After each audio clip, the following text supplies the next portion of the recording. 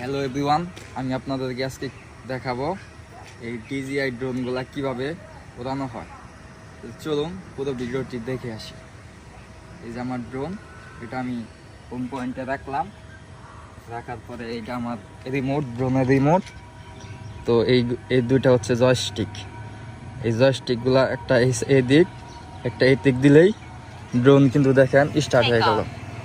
তো আমি এখন যদি এটা উপরের দিকে দিই তাহলেই ড্রোনটি কিন্তু এই যে উপরের দিকে আস্তে আস্তে এই যে দেখেন একটু উপর দিতেছে, একটু উপরের দিকে উঠতেছে।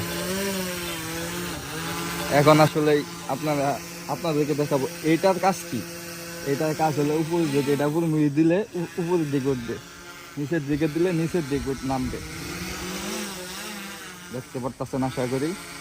এটা যখন আমি এই দিকে দিব ড্রোন দেখেন, এটা আমি যখন এইদিকে ঘুরাবো দেখেন ড্রোনও কিন্তু ঘুরতেছে,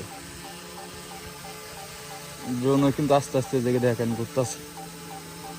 এটা উপরের দিকে দিলে উপর দিকে উঠবে। তো এই জয়স্টিকের কাজটা কি? জয়স্টিকের কাজ হলো এটা আমি সামনের দিকে দিলে,